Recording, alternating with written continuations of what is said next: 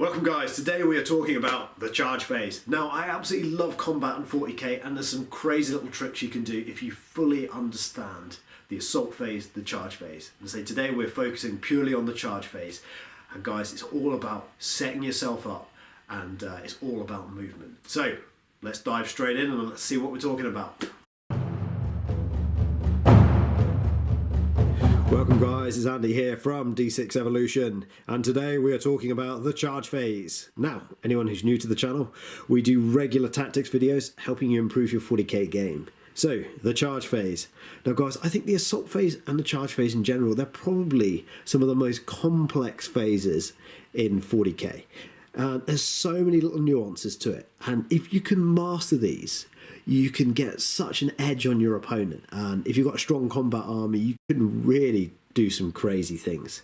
So with that in mind, I'm going to give you my top tips for what I think are the coolest things you can do specifically with the charge phase.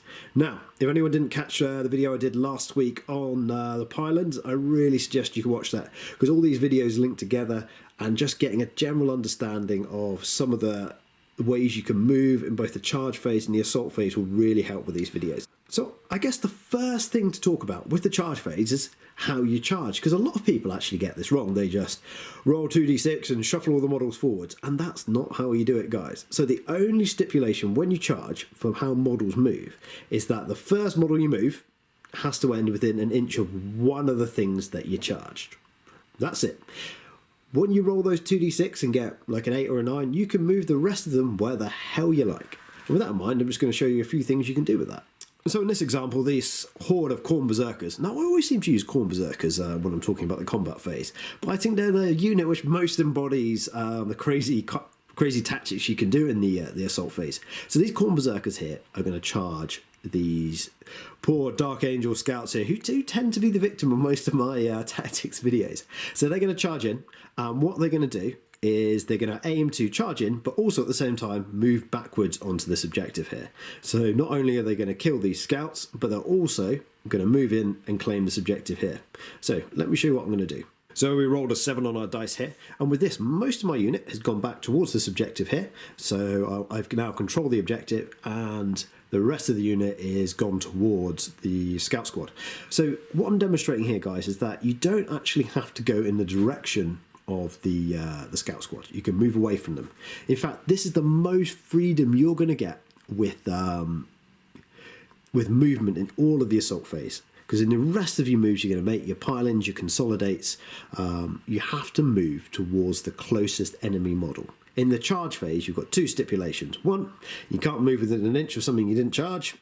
It's not a big deal. And the other one is that the first model you move has to end within an inch of something you charge. That's it. There's no other caveats apart from that. So, you know, if there's multiple objectives here, you could spread out all around the board with that 2d6 of movement you get.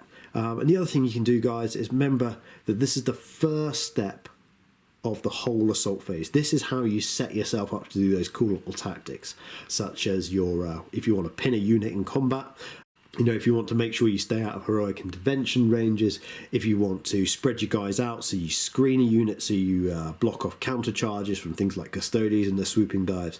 So guys, this is really important to remember. This is the most free form of all of the movement you can do in the whole assault phase. So in our next scenario here, guys, we have a unit of scouts here, and we have a unit of Imperial Guard. Which again are usually the victims of quite a lot of my assault phase videos, and the Khorne Berserkers have charged in.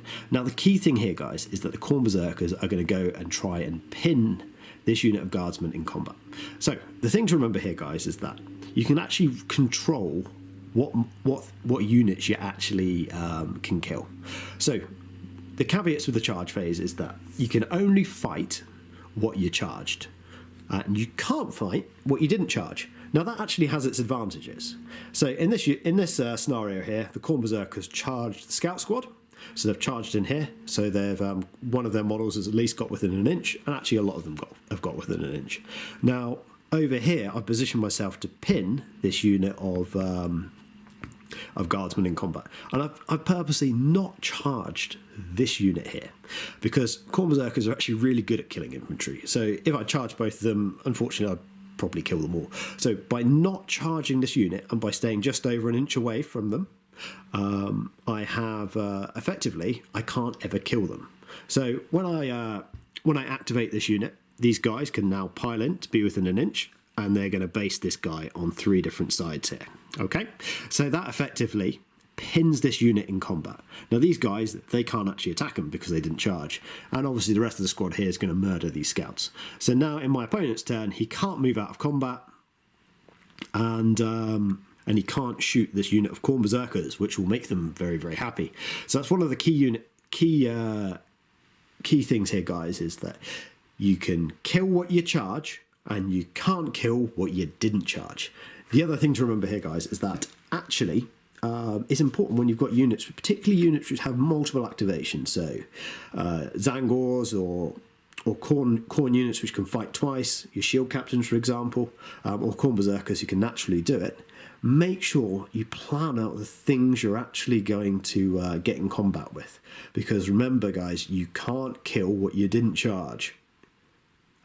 Even if you're fighting twice. So you've got to plan out the whole assault phase, and that goes with a lot of the tactics for the charge phases. You've got to really think ahead to what you're going to be doing later on, thinking, you know, is a unit going to heroically intervene on you? Make sure you declare that, because declare that guy as a target, because otherwise that guy is going to be heroically intervening into you and you won't be able to fight back. So the next thing I want to talk about is a fun little interaction, is that remember, guys, you can actually assault things on the far side of walls, even if you can't move through them. So these guys, these flesh hounds over here, are beasts, and they're going to charge these scouts who have survived everything so far in the video.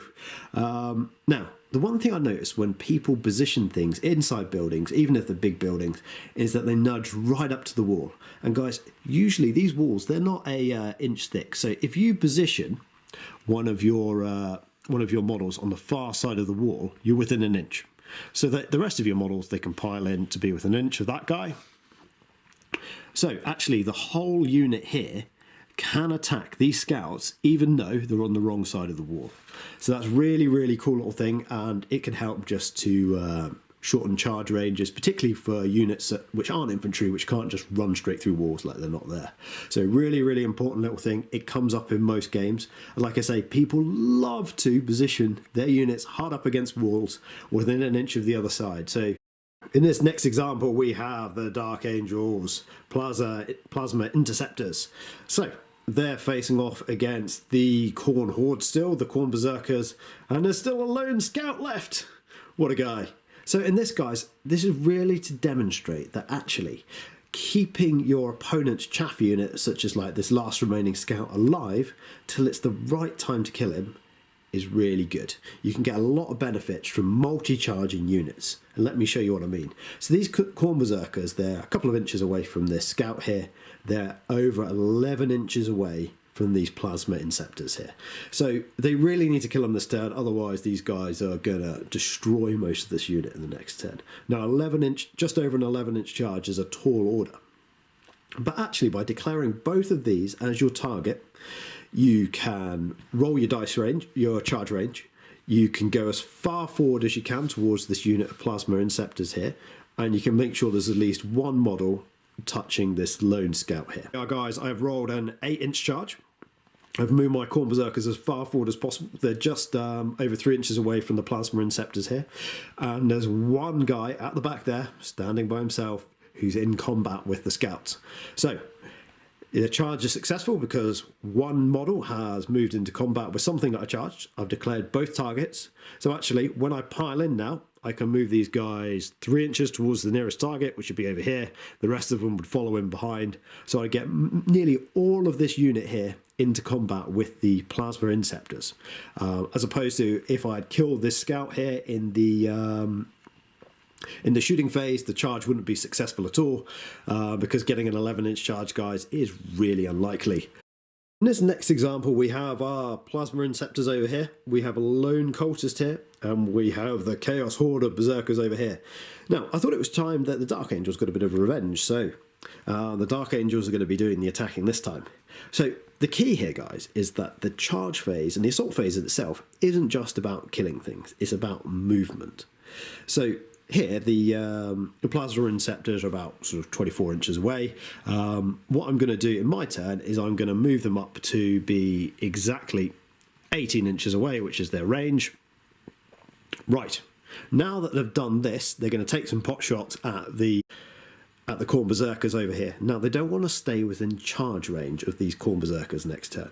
So what they're going to do is they're going to declare this unit here as a target, this lone cultist here, and they're going to assault him, and they're going to move back as far as they can over this way. So they're going to bounce back another sort of 5 or 6 inches down this way. So that means that these Khorne Berserkers here, even if they get warp time off from other units, they're not going to be able to catch these Inceptors here, and they're going to stay out of range.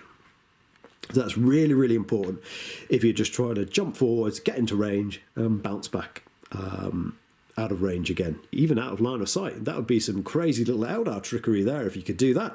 So these unit here, they've shot, move them back round here like so. Now they can kill this guy in combat. Even if they don't, it doesn't particularly matter. He's a lone cultist, and this unit here is way out of range of them. So in this next example, the Dark Angels are on the attack again. Now this is just thinking ahead to the actual assault phase itself. Is that you've got to think, if your opponent's got multiple CPU left, he's probably going to interrupt if you're going to do multiple combats. So what we've got here is we've got these Deathwing Knights here, my favourite models in the game, guys, and they have charged this lone cultist here and these Khorne Berserkers. And I have Selly, the dirtiest girl in 40k, and she's charged into my Demon Prince over here. So what I want to do is I want to attack both the Demon Prince with Celestine, and I want to attack these Khorne Berserkers. The difficulty is that after one combat, if I attack with Celestine first, the Khorne Berserkers are surely going to command point interrupt, and they're going to attack the Deathwing Knights, which means that I may lose a Deathwing Knight or two, because Khorne Berserkers are absolutely awesome in combat.